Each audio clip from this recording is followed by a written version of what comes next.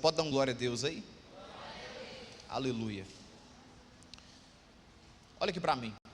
Algo muito importante para saber sobre Salmos, tanto o livro de Salmos, tanto o livro de Provérbios, Eclesiastes ali também, se encaixa um pouco.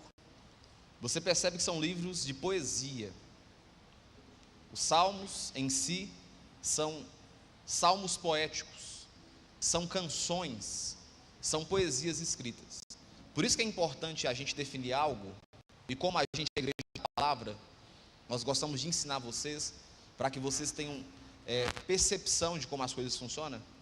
Você nunca pode fazer, eu falo você nunca, quem vai ensinar sobre salmos ou qualquer outro livro aqui, relacionado à poesia, fazer doutrina em cima de salmos. Fala assim, eu não posso, mais forte, eu não posso fazer doutrinas em cima de salmos. Por quê? Porque salmos é poesia, salmos são canções. Aqui tem, e o inimigo se levantou contra mim, e eu sentir desejo de matá-lo. Não tem como fazer uma doutrina em cima disso. E nós estávamos tristes, e pegamos os nossos instrumentos e colocamos no alto. Salmos, você não faz doutrina. Em contrapartida, você aprende em salmos, que são números, você aprende muitas coisas que são observadas pela vida de Davi, pela visão de Davi, pela ótica de muitos salmistas que fizeram parte aqui. Então, detalhe importantíssimo para a gente poder aprender: nunca devemos fazer doutrina em cima de salmos, tá? Aqui fala, e eu desejei a morte, e eu estava com sede de vingança. Em algumas versões fala sobre isso. Então você nunca faz doutrina em cima de salmos, mas você consegue aprender algumas coisas externadas pelo salmista aqui no livro de Salmos. E eu queria trabalhar com você um salmo que é mundialmente conhecido, que é o Salmo 91, e eu queria aqui destrinchar algumas verdades dele e fazer algumas aplicações para nós. Amém? Então eu vou ler todo o texto e depois a gente volta pontuando os pontos mais importantes do texto. O texto fala o seguinte, vocês até cantaram aqui hoje na igreja: aquele que habita no esconderijo do Altíssimo e descansa à sombra do Onipotente, diz ao Senhor: tu és o meu refúgio, a minha fortaleza, o meu Deus em quem confio. Aí o texto já muda para um outro bloco. Repara que é como se fosse uma poesia mesmo. Pois ele livrará você do laço do passarinheiro e da peste perniciosa. Ele o cobrirá com as suas penas. Deus tem pena? Não. E sobre as suas asas você estará seguro. A sua verdade é proteção e escudo. Você não terá medo do terror noturno, nem da flecha que voa de dia, nem da peste que se propaga nas trevas, nem da mortandade que assola ao meio-dia. Caiam 1000 ao seu lado e 10.000 à sua direita, e você não será atingido. Somente com seus olhos você contemplará e verás o castigo dos ímpios. Você diz: o Senhor é meu refúgio. Você fez do Altíssimo a sua morada. Nenhum mal lhe sucederá, praga nenhuma chegará à sua tenda, porque aos seus anjos ele dará ordem ao seu respeito, para que guardem você em todos os seus caminhos. Eles o sustentarão nas suas mãos, para que você não tropece em alguma pedra. Você pisará o leão e a cobra, com os pés esmagará o leãozinho e a serpente. Aí, olha o outro bloco. Deus diz: porque a mim se apegou com amor, eu o livrarei, eu o protegerei, porque conhece o meu nome. Ele me invocará e eu lhe responderei. Na sua angústia eu estarei com ele, eu o livrarei, glorificarei e vou saciá-lo com longevidade e lhe mostrarei a minha salvação. É um texto maravilhosíssimo. Só que eu queria trabalhar com vocês agora, aplicando algumas verdades desse texto e trazer algumas revelações que esse texto traz para nós. Primeiro destaque do texto, pega sua caneta aí, seu marca-texto, e vamos acompanhando. O texto fala o seguinte: fala comigo assim, aquele que habita. Primeira virtude do texto que eu observo com vocês é que o texto vai nos prometer algumas coisas ao longo do decorrer do discurso do texto, mas o texto deixa bem claro que essas promessas que irão acontecer, elas não são para todos. Pode ser alcançadas por todos, mas não é para todos. O texto é categórico, incisivo em dizer o quê? Vocês leram agora? Aquele. Então é uma classe de pessoas, não é qualquer um. Embora isso aqui vai abranger qualquer pessoa. Mas o texto fala, aquele que fez o que com o Senhor? Habitação. Então, aquele que habita no esconderijo do Altíssimo. A primeira verdade que eu vejo nesse texto de forma clara é que as bênçãos que serão mencionadas para nós aqui são categóricas em dizer que só poderão ser alcançadas por aqueles que estão debaixo da poderosa mão de Deus. Amém? Então está aqui, ó. Aquele que habita. Detalhe, não é aquele que visita, não é aquele que passa, não é aquele que frequenta, vai um tempo, desiste, depois volta de novo. É aquele que resolve fazer morada na presença do Senhor. É aquele que decide instaurar a sua casa e a sua causa na presença de Deus. Então, olha que interessante. Aquele que habita no esconderijo do Altíssimo. Detalhe importante. O que seria aqui esconderijo? Seria casa de proteção. O salmista Davi, ele foi incisivo em dizer que a casa do Senhor seria conhecida como casa de oração. Então, habitar na presença de Deus e ser protegido por Deus aqui do texto que está sendo citado é fazer parte de um ambiente como esse que você está. Vira para o irmão do seu lado e fala, você está protegido do Senhor. Com autoridade. Você está protegido do Senhor porque você fez do Senhor seu refúgio. Você está na casa de Deus. Você está na presença de Deus. O fato de você estar aqui já é um recado muito claro. Você abriu mão de outras coisas para poder fazer e decidiu estar debaixo da mão poderosa do Senhor. Amém? Então esse recado já é um recado claro. Você poderia ter outras programações. Ficar na sua casa, sair para comer um churrasco, um lanche, mas você está dizendo para Deus o seguinte: Deus, eu faço do Senhor meu esconderijo. E por isso, que mesmo tendo outros lugares para mim estar, eu escolho estar na tua presença. Então aqui, ó, aquele que habita, que fez morada, no esconderijo do Altíssimo, e descansa à sombra do Onipotente. Sombra só tem importância para nós quando o sol é instaurado. Ontem eu fui fazer um casamento. Moço, o casamento do sol resolveu castigar. Quem estava? O Yuri está aqui, o Yuri? Cadê o Yuri? O Yuri estava no casamento ontem, deve estar lá em cima da salinha. Moço, pensa num sol quente. O casamento foi por volta de 4 horas da tarde. A ponto da noiva falar para você, cerimonialista, dá um jeitinho, me ajuda. Estou derretendo aqui. Aí nós chegamos um pouco para frente assim e saímos do sol. Encontramos sombra. Sombra só passa a ter sentido para nós quando o sol é quente. Lucas foi pescar comigo dias para trás, né, Jéssica? E foi se aventurar sem colocar uma blusa de proteção UV, voltou igual um camarão, todo ardido. Estamos aqui. Aquele que habita no esconderijo do Altíssimo e descansa à sombra do Onipotente. O que é a sombra do Onipotente? É você encontrar refrigério no Senhor. Quem está me entendendo? Você está no sol quente, encontra uma sombra, você o quê? Você fica refrigerado. Aí o texto começa a dizer algo muito importante. Aquele que habita, fez morada, no esconderijo do Altíssimo, e descansa à sombra do Onipotente. Agora, detalhe. Olha que detalhe importante. Lê para mim o que fala o versículo 2. Fala para mim o que diz o versículo 2. Está aqui em cima? Joga para mim aqui. Salmo 91, versículo 2. O que diz aí?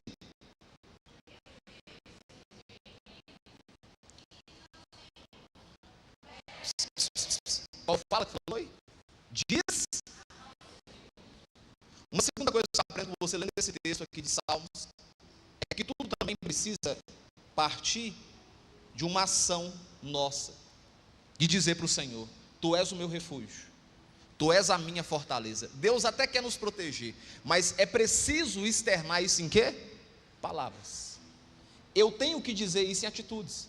Eu tenho que estar nesse ambiente, mas o meu coração precisa estar conectado, dizendo: Deus, eu estou aqui por causa do Senhor.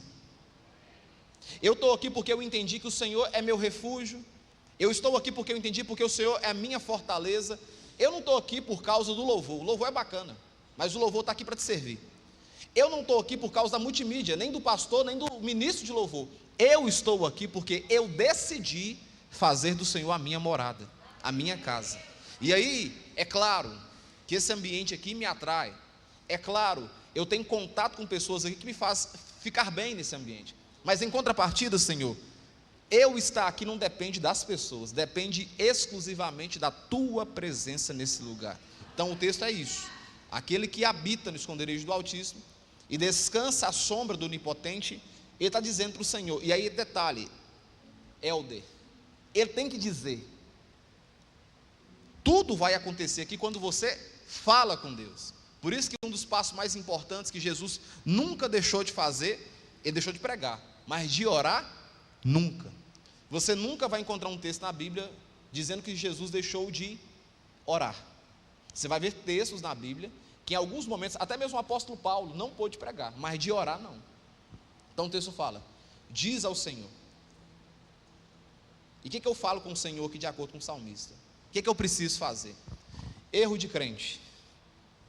Nós gastamos mais energia em pedir a Deus as coisas, sendo que o filho que mais recebe do pai não é o que pede, é qual que é?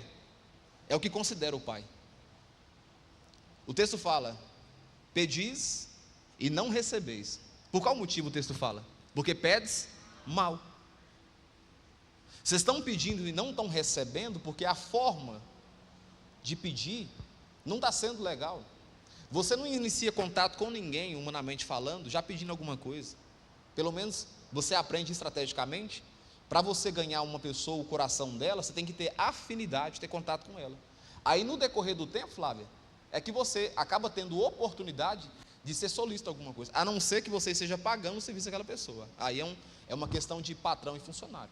Mas caso contrário, você não chega criando um contato com uma pessoa já de cara pedindo essa pessoa algo que te favoreça.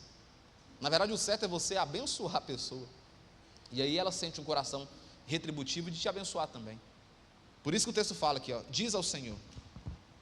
E o texto está dizendo o seguinte: olha, pede algo em seu favor. Não, o texto aqui vai narrar que a fala nossa para com Deus é uma fala de dependência. É como se um filho estivesse num determinado momento da altura dizendo para o pai a importância daquele pai na vida dele. E o texto fala o seguinte, ó, fala assim comigo: tu és o meu refúgio. Hoje refúgio não tem muito sentido, porque hoje, por causa da lei que foi criada, existe civilização. Mas no tempo que isso aqui foi escrito, o refúgio era o lugar de proteção em que as pessoas ficavam.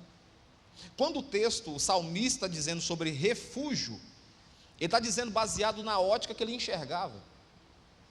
Refúgio é lugar de refugiados, é lugar de alguém que não tem amparo, é lugar de alguém que se perdeu, de alguém que se machucou numa batalha, numa guerra, e ele então fica refugiado em algumas situações. Em outras situações, o refugiado é alguém que perdeu uma batalha e encontra apoio. Você vai ver que refúgio é sempre proteção. O real significado de refúgio é isso. E o texto fala: diz ao Senhor, tu és o meu refúgio. Você pode virar para o céu e falar: Senhor, tu és o meu refúgio. Eu não tenho para onde socorrer, só tenho para correr para o Senhor. Tu és o meu refúgio. O que seria isso aqui na prática para nós aqui? É de fato o meu coração e a minha boca estarem unidos em um só propósito, em dizer: Deus, eu tenho condição financeira, eu tenho uma família bacana, eu tenho um emocional bom, mas eu quero dizer para o Senhor é o meu refúgio. Eu posso até ter condição financeira, mas eu sei que no final a coisa mais importante que eu tenho é a tua presença. Por isso eu estou dizendo para o Senhor: tu és o lugar onde refugio.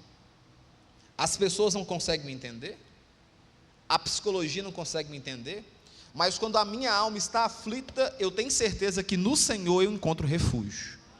E aí você sabe muito bem que quando você está aflito, a única coisa que talvez te resta fazer é lágrimas. Você não consegue nem expressar o que você está sentindo. Quem já teve assim na vida, de estar numa situação tão amargurada, que você não consegue nem dizer o que você sente, você nem sabe definir o que você sente. E aí você entra no teu quarto, fecha a porta e conversa em secreto com Deus. Daqui a pouco vem um alívio que você não sabe de onde veio. Mas eu quero te explicar, é a presença de Deus confirmando isso aqui, porque você fez ele o refúgio, automaticamente ele faz com que você se sinta abraçado por ele. Estamos aqui, aquele que habita no esconderijo do Altíssimo e descansa à sombra do Onipotente, ele está dizendo agora em atitudes, em palavras, diz ao Senhor: Tu és o meu refúgio, é para onde eu socorro, é para onde, quando as coisas estão apertadas, eu encontro uma consolação. O Espírito Santo é chamado de quê? O Consolador. É aquele que consola.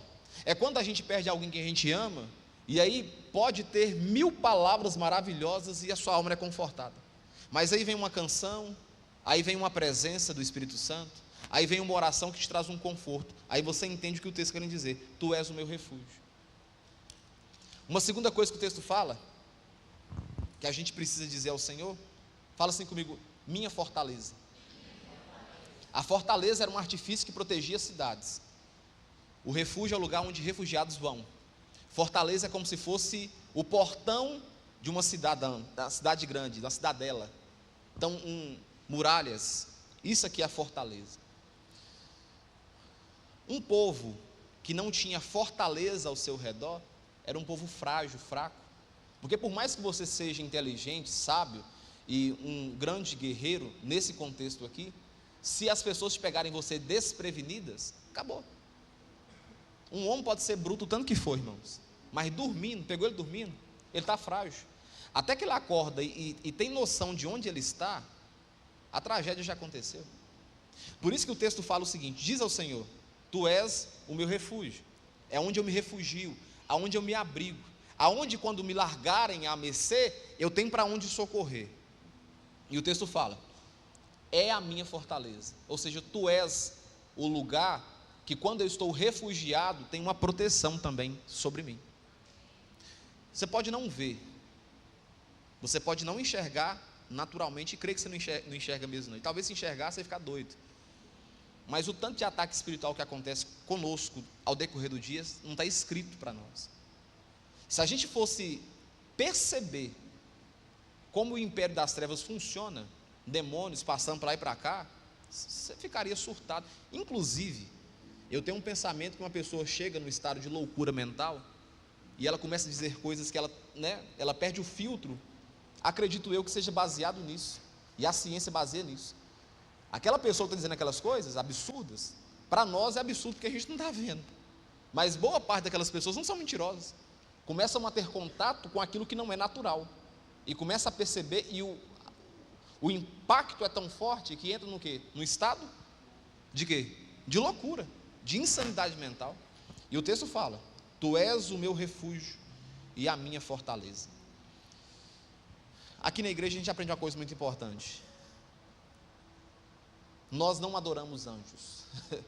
Parece algo muito simples, né?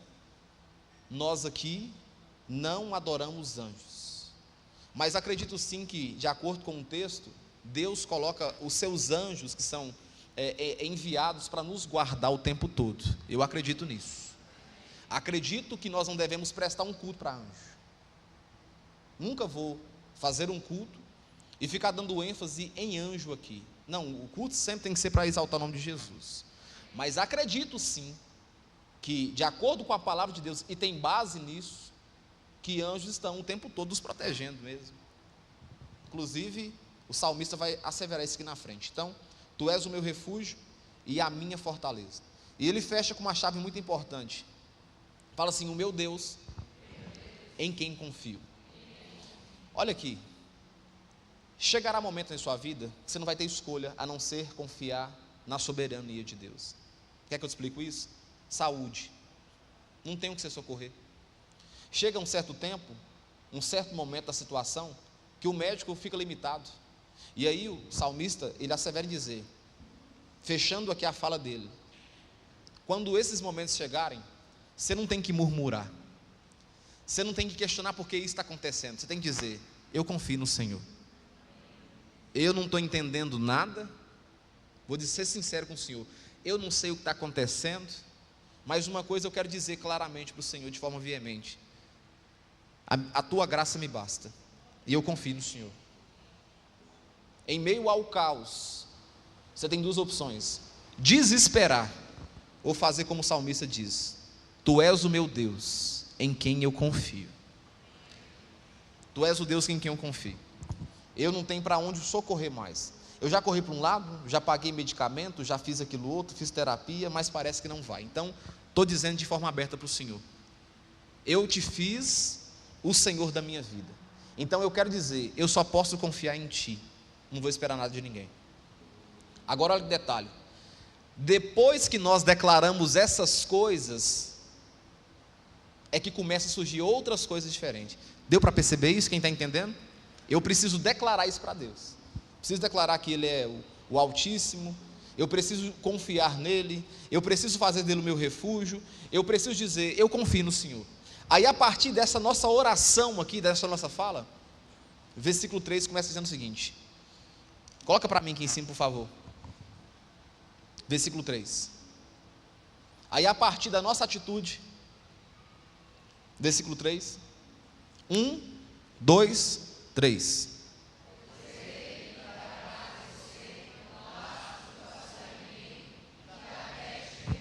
perfeito. A partir do momento que você declara Jesus como seu protetor, como seu Senhor, aí a boa mão dele está apta a começar a fazer algumas coisas por você. E o texto fala, a partir dessa declaração, Ele livrará você do laço do passarinheiro. O laço do passarinheiro era uma tática que esse povo antigo tinha para apanhar passarinho, como diz o nome, laço do passarinheiro. Como é que funcionava?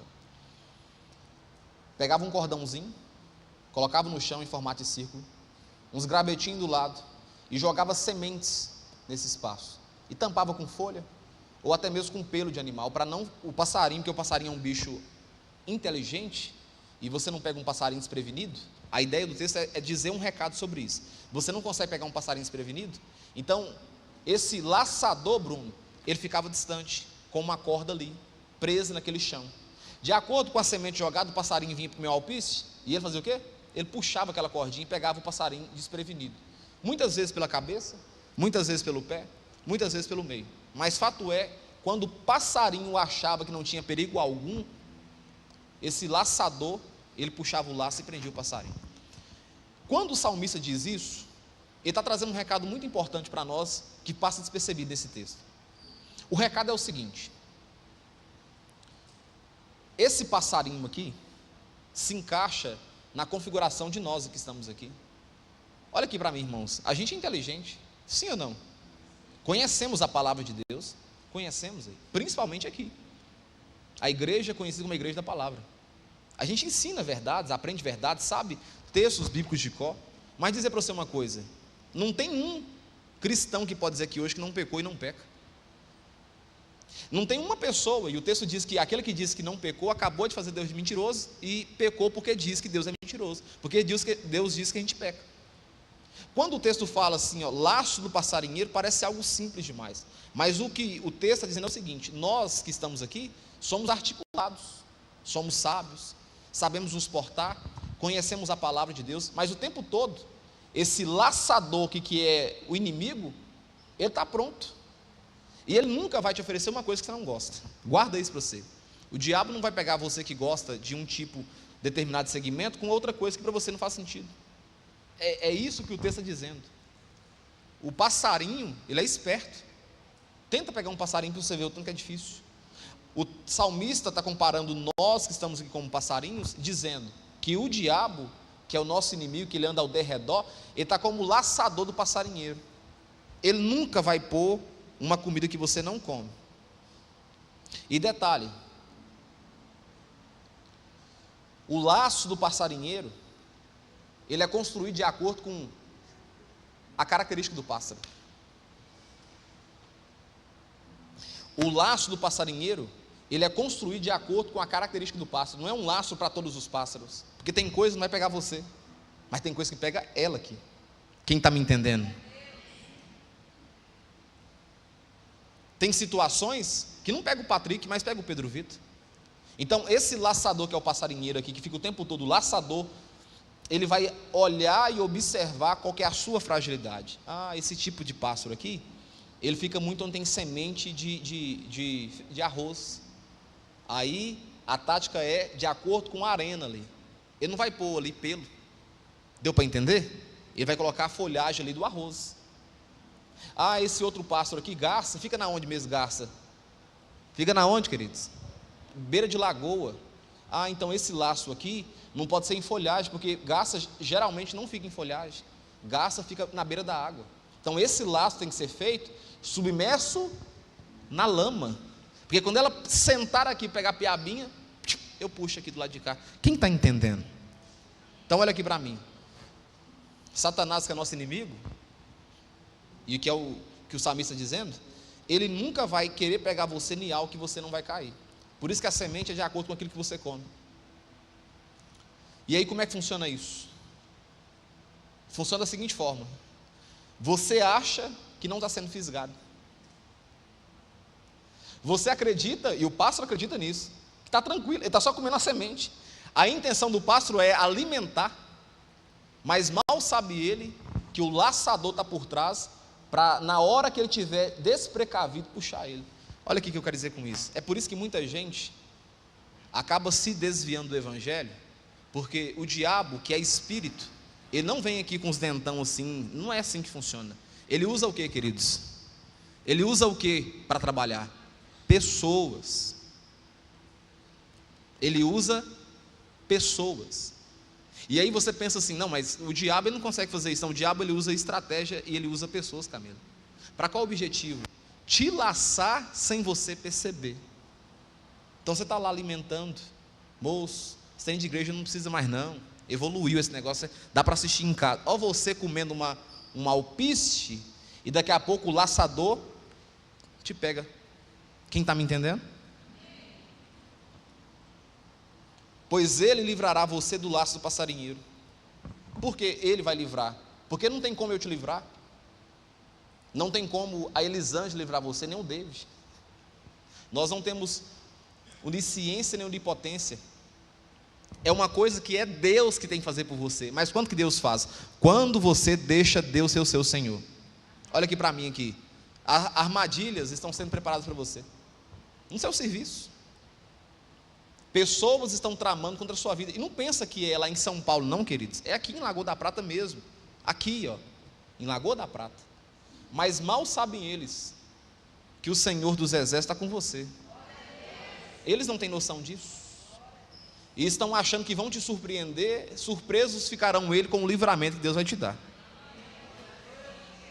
Surpresos ficarão eles. Estão armando para pegar você, pondo a ração que você come, mas mal sabe eles que o Senhor dos Exércitos é sobre a sua vida, e não tem como te pegar assim desprevenido, não. Se fosse só por sua conta, te pegaria. Você não consegue ver tudo, você consegue ver tudo? Se fosse só por você, ou pela uma atitude minha, te pegariam. Eu não ia conseguir te proteger. Mas quando se trata de Deus, irmãos, ninguém surpreende Deus. Então o texto fala: pois ele livrará você do laço do passarinheiro e da peste perniciosa. O que seria peste perniciosa? Pandemia. É uma peste que se propaga. Gripe suína. Quem lembra da gripe suína? São pestes perniciosas. A Covid-19 é um tipo de peste perniciosa. É algo que se propaga para todo mundo. E aí você não tem chance de escapar, porque todo mundo acaba sendo contaminado. Dependendo do que é peste perniciosa. Aí o texto fala o seguinte: ele vai livrar você da peste perniciosa. Quem aqui passou pela pandemia e pode dar glória a Deus? E talvez a sua saúde não estava estável. Talvez você pegou Covid e você nem sabe. Eu mesmo fui o que não fiz nem exame de Covid. Quem aqui também não fez? Eu nunca fiz. Olha que nós vivemos aqui. Você acha que é mérito da gente? Você acha que é bondade nossa? Ou é Deus nos guardando o tempo todo? Outra coisa que o salmista diz aqui. Fala assim comigo: ele o cobrirá com as suas penas. Acredito eu que foi daqui que eles tiraram que anjo tem pena. Quando o texto fala ele vai cobrir você com as suas penas, é dando a configuração de uma mãe passarinha tem passarinho feminino? Tem não, né? Uma mãe pássaro, protegendo seus filhotes. A mãe, ela aquece, tanto a galinha, tanto os pássaros, ela aquece os filhotes de baixo. Quando o salmista diz isso, pois ele livrará você do laço passarinheiro e da peste perniciosa, e ele o cobrirá com as suas penas, demonstra a fragilidade que nós somos. Um pássaro que precisa da proteção dos pais ali, ele por si só, se não tiver isso, ele vai morrer. Quem está me entendendo? Hipotermia. Vem à noite, o frio, a geada, e ele morre congelado. Então ele é totalmente dependente dessa proteção, que ele nem sabe escolher, que ele não escolhe essa proteção. Ele mesmo por si só não sabe que precisa de proteção, mas ele precisa da proteção. Por quê? Porque vem outro tipo de pássaro, um pássaro que é predador disso aqui, tucano. Tucano vai nos ninhos, come os bichos, tudo. Quem sabe disso aqui? Tucano, aqueles mico lá, mico come carne uma vez no ano. Ele vai lá no ninho do passarinho, come o passarinho. E aí se a mãe pássaro não está ali, os filhotes são acabados. Quando o texto fala, ele o cobrirá com as suas penas, é como se o salmista estivesse dizendo o seguinte: olha, nós que estamos aqui somos frágeis e vulneráveis, mas fique tranquilo, mesmo diante da nossa fragilidade, Deus é com a gente. Você não tem noção do que vai acontecer, mas uma coisa eu posso te afirmar, de acordo com a visão do salmista: se você declarou essa oração aqui, dizendo que Ele é o Senhor da sua vida, aquele que você refugia, uma coisa é certeza: Ele vai te cobrir como a mãe protege ali os filhotes. É isso que o salmista quer dizer. Então, Ele cobrirá com as suas penas, e sobre as suas asas você estará seguro. Outro ponto do texto: a sua verdade é proteção e escudo. Eu quero te perguntar para você, qual verdade? Deixa eu ver, estou segurando ela. Qual verdade, queridos? A palavra. Pois a sua verdade é proteção e escudo. Sabe por que muita gente é enrolada, André Bomba?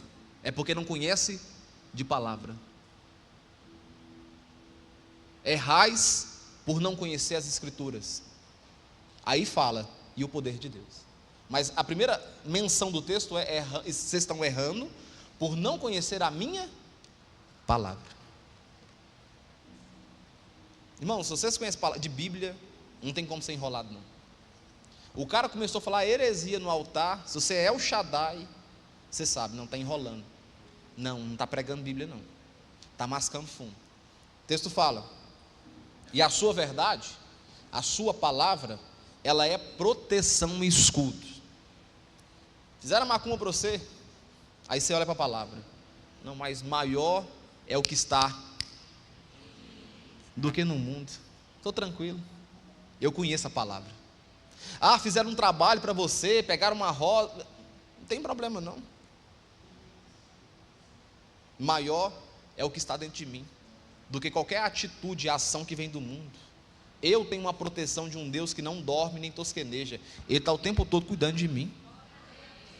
Quando você conhece a palavra, essa palavra transforma para você em uma verdade, uma proteção para a sua vida, e você tem um escudo ali para se resguardar. Aí, a partir disso o texto fala: você não terá medo do terror noturno. O que seria terror noturno? Fala comigo assim: eu não terei medo do terror noturno. Terror noturno tem a ver com aquilo que você não sabe que irá acontecer, coisas que você não administra. Já viu você estar numa situação que você fala assim: o que eu tenho que fazer aqui agora?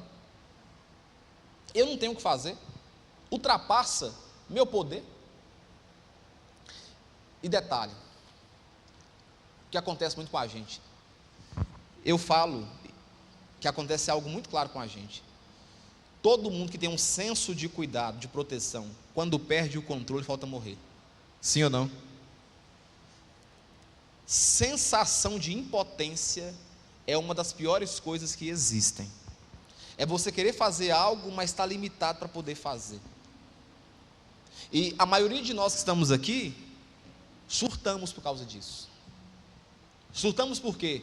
Porque queremos ter controle de todas as coisas. Detalhe para você, dizer para você claramente: você não consegue controlar tudo. Existem algumas coisas que fogem do seu controle. Existem coisas que fogem do seu poder. E não adianta você querer controlar, porque você vai adoecer querendo controlar o incontrolável. E aí, hoje surgiu, por causa de uma coisa tão simples assim, o tal da ansiedade. O que é ansiedade? É sofrer antecipado por algo que nem sabe se vai acontecer. Eu sofro com o amanhã, mas nem sei se o amanhã vai chegar. Eu sofro se na viagem o pneu do carro vai furar, mas moço, eu nem sei se eu vou viajar.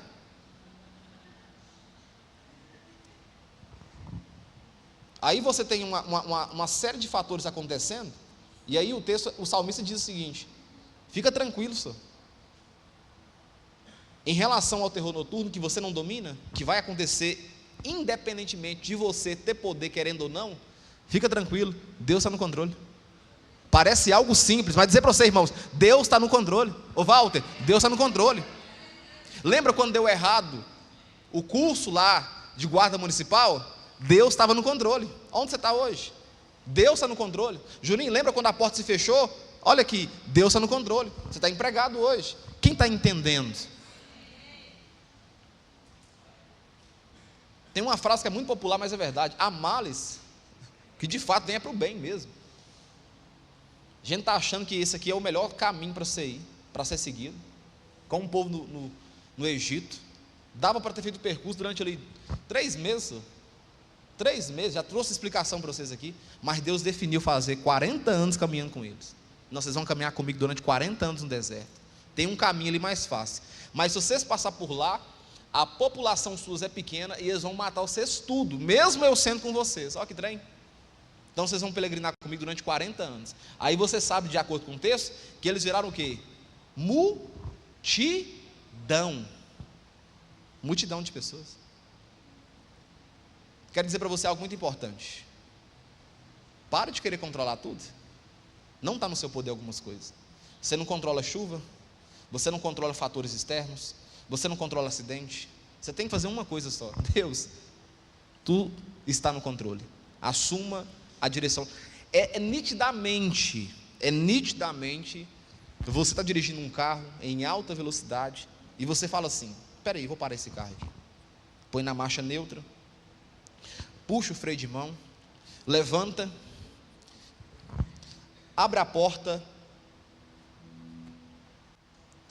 vai na porta do copiloto aqui, dá licença, come on please,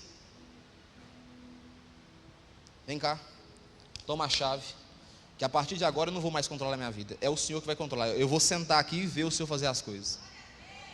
Eu não vou tentar agora ficar controlando tudo. Quem vai dirigir agora o carro é o Senhor. Toma a chave aí nas suas mãos. O cartão é seu, o Senhor mesmo abastece aí. Eu não tenho nem dinheiro para abastecer esse carro. Vocês podiam dar um glória a Deus aí de verdade. É sair do piloto automático.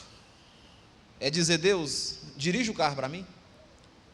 Eu já tentei aqui dirigir esse carro aqui à noite, moço, estou com os olhos até colando de sono.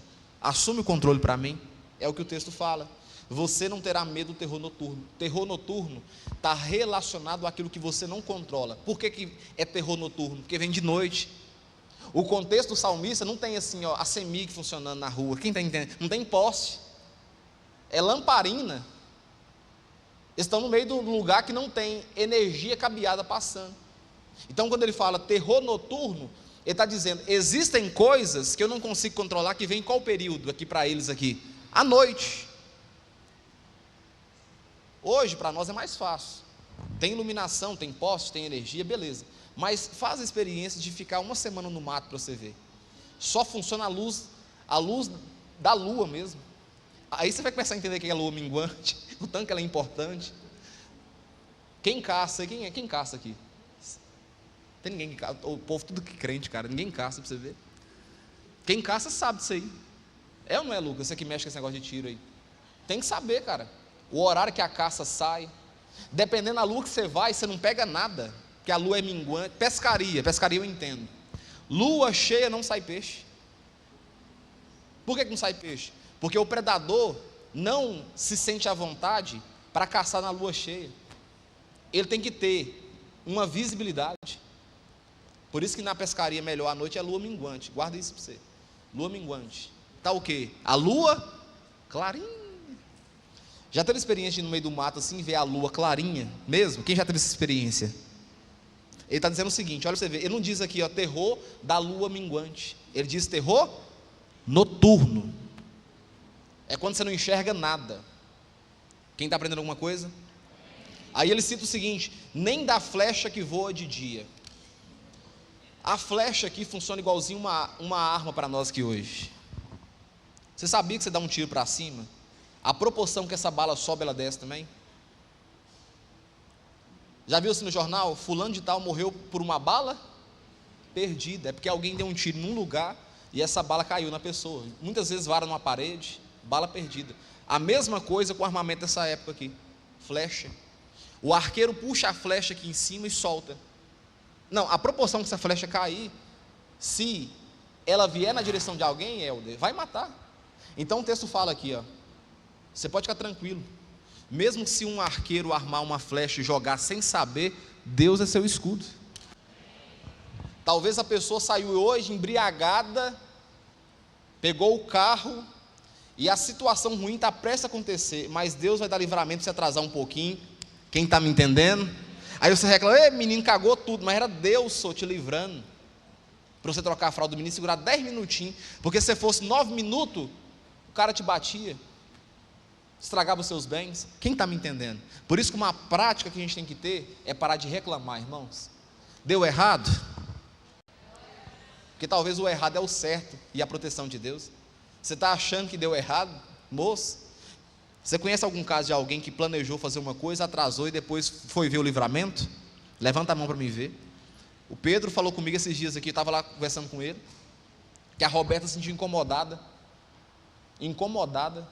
de o Pedro ir em São Paulo de carro, e falou com o Pedro: Pedro, eu não sei te explicar o que estou sentindo não, mas eu quero dizer para você uma coisa, não vai de carro não, espera para ir amanhã.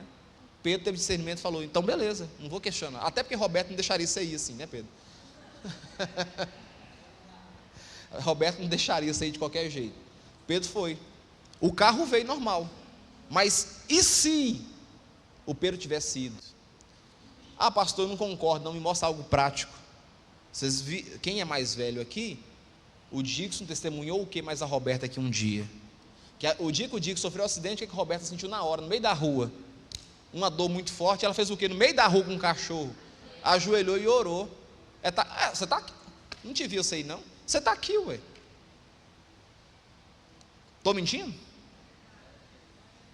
Isso é o que, irmãos? E o Dixon está na onde? Vivinho da Silva. E você acha que quem incomodou a Roberta, Deus tinha poder para poder livrar o Dixon, irmãos? Tinha, mas Deus quer que os seus verdadeiros adoradores o adorem em espírito e em verdade. É isso que Deus quer. Não é que Deus precisa. Aí a Roberta, no mesmo exato momento, nem sabendo de nada, lá em Samonte, um negócio acontecendo, Roberta, e aí entra um detalhe que o crente é meio radical e meio doido em algumas coisas. Moça, você imagina estar com um cachorro passeando, com o Lulu passeando na rua, e daqui a pouco dobrar o joelho no chão? Tem que ser algo da parte de Deus, irmãos. Aí a Roberta dobrou o joelho ali, orou, e Deus deu livramento para um acidente que estava acontecendo com o marido dela. Aí eu te pergunto, tinha controle sobre isso? Roberta tinha controle sobre isso? Dixon tinha controle. Dixon queria mesmo se acidentar. Por isso que o salmista diz: você não terá medo do terror noturno, nem da flecha que voa de dia.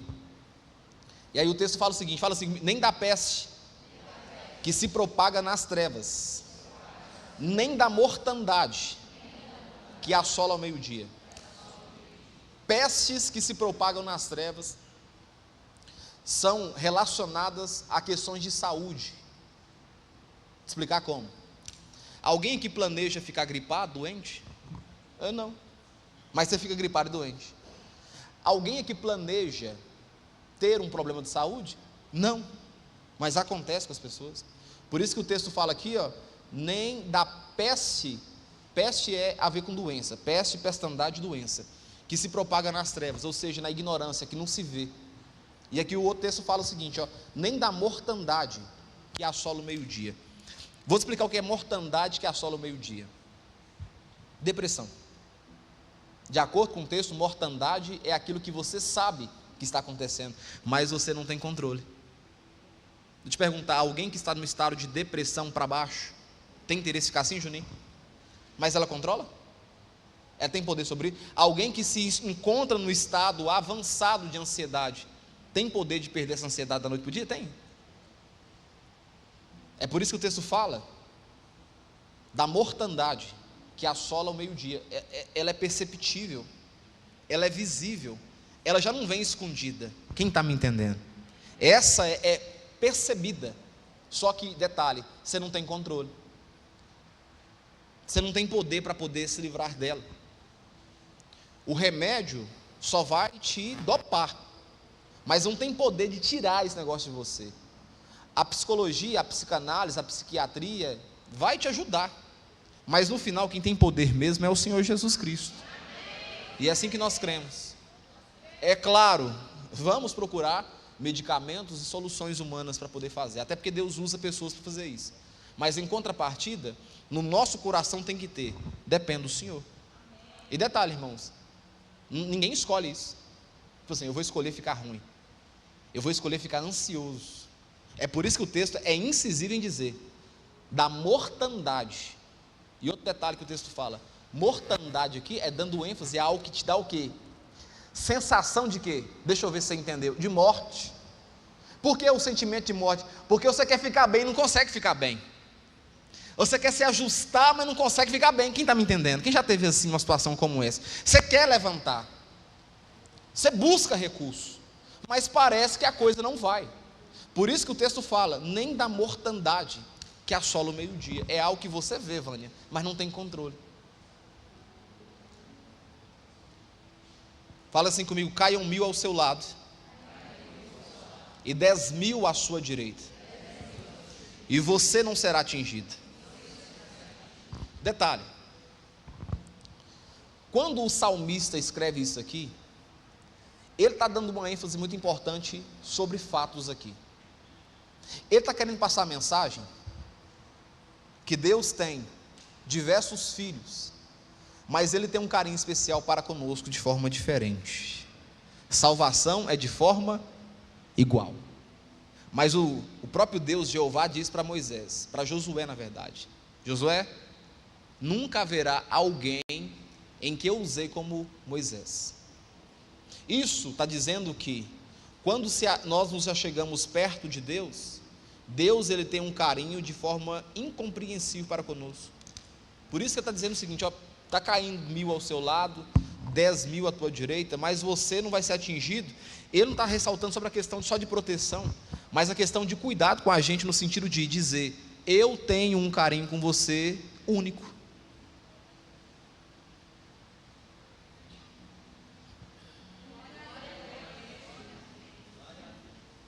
Escreve para você e observa. Nenhum pai, nenhuma mãe ama os filhos de forma igual. Mentira, não consegue amar. Até porque isso não depende só da atitude dos pais, depende da atitude dos filhos. Os filhos que se aproximam mais dos pais vão ter mais a empatia dos pais. Os filhos que se aproximam mais da mãe vai ter a empatia mais da mãe. Isso não quer dizer que a mãe ou o pai deixam de amar, quer dizer que são conexões diferentes. E pode ser que você não concorde, mas é uma verdade. É uma verdade. Tem pessoas que não conseguem se abrir com o pai e conseguem com facilidade abrir com a mãe. Quem é assim? Deixa eu ver. Tem alguém no nosso meio.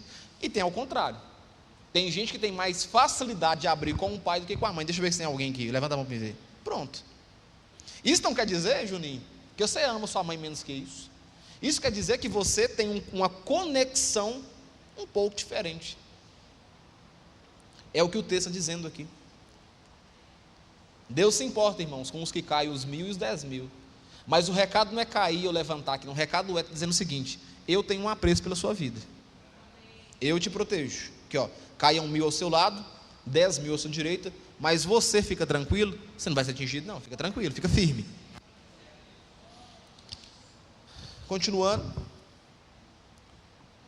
versículo 8.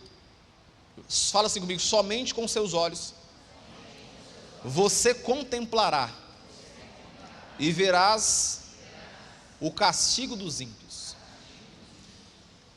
Essa fala do salmista, se a gente não observar ela direitinho, a gente acaba errando na interpretação dela e na aplicação dela.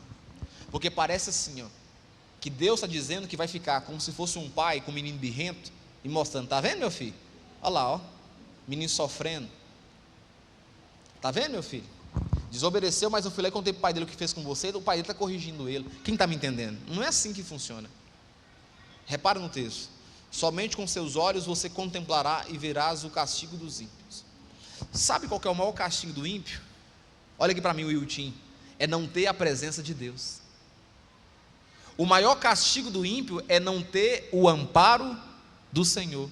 E aí quando o texto fala, você vai contemplar e olhar, é porque você verá que você, que escolheu ter Deus no seu coração, tem uma proteção diferente. Quem está me entendendo? Esse é o maior castigo. Deus pegar alguém e irmãos, olha aqui para mim, Deus não fica pôr na mão, eu já ouvi essa fala muitas vezes, porque Deus vai pôr, irmãos, Deus pôr na mão em alguém, não sobra nada não, moço. Se um acidente de carro a 160 batendo de frente com um caminhão, não sobra nada, imagina o Senhor do universo pôr na mão sobre alguém. Esse texto aqui não tem nada a ver com Deus pôr na mão, pesando na mão, porque se Deus fosse fazer isso aqui, Ele tem que fazer com todo mundo, não tem nada a ver com isso. Quando você olha somente com seus olhos, você contemplará e verás o castigo dos ímpios, é que os ímpios, infelizmente, não podem contemplar dessa proteção de Deus. Entendeu, Mateus? Então o ímpio vai ter que ver e falar assim, cara, ele é diferente. Por mais que nós tentamos tramar contra a vida dele, parece que tem uma proteção maior que eu não entendo o que é. Por mais que eu planeje todas as vezes derrubar ele desse serviço, mas parece que nunca dá certo, parece que nunca o patrão entende isso. Isso é o ímpio vendo a contemplação. Quem está me entendendo? Cara, todas as vezes que eu armo uma coisa contra esse cara, contra a Narcélia, dá errado. O que acontece? O que ela tem de especial? O que ele tem de especial? Não tem de especial. Somente com seus olhos você contemplará e verás o castigo dos ímpios. O maior castigo do ímpio, irmãos, é não ter a presença de Deus e achar que está feliz por não ter a presença de Deus. O maior castigo do ímpio é achar que é livre, porque pode fazer tudo que o mundo oferece, e achar que quem tem a presença de Deus está preso. Esse é o maior castigo do ímpio. O ímpio olha para nós e fala, um bando de gente sequelado, um bando de gente que fica idolatrando pastor, um bando de gente que não entende nada sobre fé. Só que aí nós olhamos para os ímpios e pensamos, poxa, se você experimentasse um pouquinho do que eu experimento aqui, todas as vezes que eu sinto a presença de Deus, você veria a sua visão totalmente diferente do que você tem hoje. Eu não vou nem te criticar não, porque você não experimentou, porque quem já pisou no Santo dos Santos, da Núbia, em outro lugar, já não sabe mais viver. Então o maior castigo, não é punição, Deus pôr na mão, não é isso não, é não ter a presença de Deus. Olha que detalhe, versículo 9, o texto fala, Deus diz, o texto fala o quê? Você disse, o Senhor é meu refúgio, você fez, olha que interessante, você fez do Altíssimo a sua morada, aí a partir disso, nenhum mal lhe sucederá. Já deu uma hora de pregação? O trem acabou?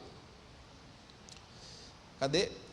Praga nenhuma chegará à sua tenda, porque aos seus anjos, repara, ele dará ordens a seu respeito para que guardem você. Nós não adoramos anjos. Anjos são chamados de servidores. A palavra anjo, angelo, significa mensageiro, aquele que traz uma mensagem.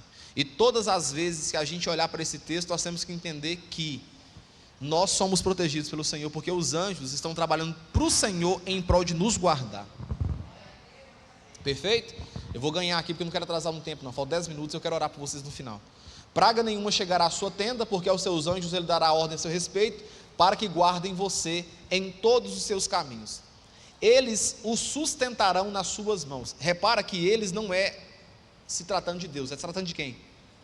Dos anjos. Então é por isso que eu tenho base bíblica para dizer que Anjo, de fato, guarda a gente. E você pode orar para que o Senhor envie anjos para me guardar. Não tem erro nisso aí não. Só não pode adorar anjo. Eles o sustentarão nas suas mãos, para que você não tropece em alguma pedra. Você pisará o leão e a cobra, com os pés esmagará o leãozinho e a serpente. Se tratando de ações do inimigo, tá? Agora o versículo 14, mudou o bloco. Qual que é o bloco agora? Deus diz. No primeiro bloco você disse, no segundo bloco, Rodrigo, você falou. Agora o que Deus vai fazer? Ele vai falar. Olha aqui para mim aqui. Quando você coloca Deus em primazia, Deus manifesta a sua fala em seu favor. Deus fala. Deus fala. Parece que não, mas Deus fala de infinitas formas, diz lá em Jó. O homem que não se atenta para isso, mas Deus fala. Aí Deus diz, fala assim comigo, porque a mim se apegou com amor. Ó, agora Deus está dizendo o seguinte: depois que eu fiz uma análise de tudo que você disse para mim que você fez, eu percebi que você se apegou a mim com amor. Aí, por causa da sua atitude de se apegar a mim com amor e me colocar em primeiro lugar, repete comigo: eu o livrarei. Mais forte: eu o livrarei, eu o protegerei, porque você conhece o meu nome. Você se apegou a mim, fez o Yahvé ser Senhor de sua vida. Aí agora, a partir disso, porque você conhece a mim, eu vou te proteger. Olha, detalhe importantíssimo aqui no finalzinho do texto. Fala assim comigo: ele me invocará e eu vou responder. Invoca o Senhor. Detalhe, a palavra invocar, ela é diferente de só simplesmente falar com Deus. Quando você invoca, e eu levo isso aqui muito a sério, nas orações matinais da minha vida, eu quase não uso a expressão invocar, mas quando eu quero fazer uma oração, que para mim é uma oração, não vou dizer mais pesada, mas uma oração que eu quero expressar algo de mais importância, que eu quero assim de fato que aquilo aconteça, eu falo: Deus, eu estou invocando o teu santo nome agora. Porque na minha cabeça, a palavra invocar é trazer à existência aquilo que não aconteceu ainda. Então, quando eu invoco o nome de Deus, não é simplesmente assim, estou chamando Deus. Vou explicar bem de forma bem clara. Uma coisa é convidar alguém. Ou vai lá em casa. Ou vai ter uma situação sem assado, eu quero que você vá lá. Outra coisa é o quê? Convocar. Convocação não aceita rejeição. Eu te convoquei porque eu estou dizendo, eu preciso que você esteja lá. Quem entendeu a diferença? Te convidar fica a critério de você ir. Você me convida para ir na sua casa, fica a critério de eu ir na sua casa. Agora quando você fala assim: pastor, eu estou te convocando ir lá, eu preciso que o senhor vá lá, é diferente. Então aqui, ó, o invocar é a mesma coisa. Quando você invoca o nome do Senhor, o texto fala: eu lhe responderei. Por isso eu quero te dar uma estratégia hoje. Quando a situação ficar fora do seu controle, ao invés de pedir, invoque o nome do Emanuel. Abra sua boca e fala: Deus, agora o papo aqui é um pouco sério da minha parte para o Senhor. Eu estou invocando o teu santo nome. Eu estou chamando à existência as coisas que não existem para o plano real. Eu estou invocando o teu nome. É diferente. O texto fala: vou responder. Sobre a questão de invocação, o texto fala: vou te responder. Aqui, ó. Ele me invocará e eu lhe responderei. E o mais importante, você está aqui hoje, guarda isso aqui para você. Fala assim: na minha angústia, Deus está comigo. Deus não está com você só quando as coisas estão dando certo. Deus não está com você por questão de merecimento.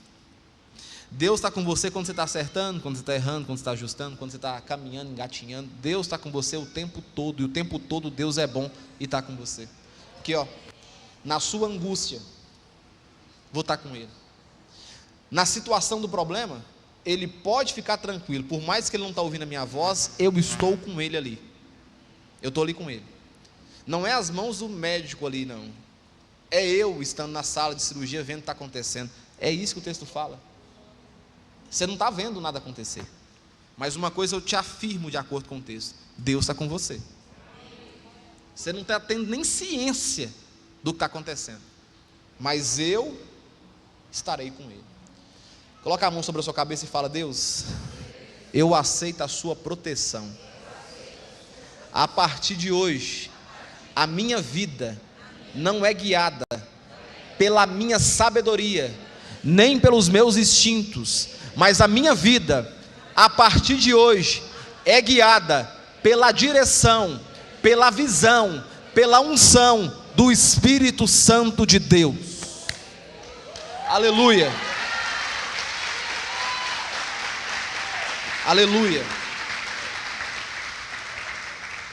E um dos pontos mais importantes para a gente finalizar: de nada adianta isso acontecer se no final não tiver longevidade de vida.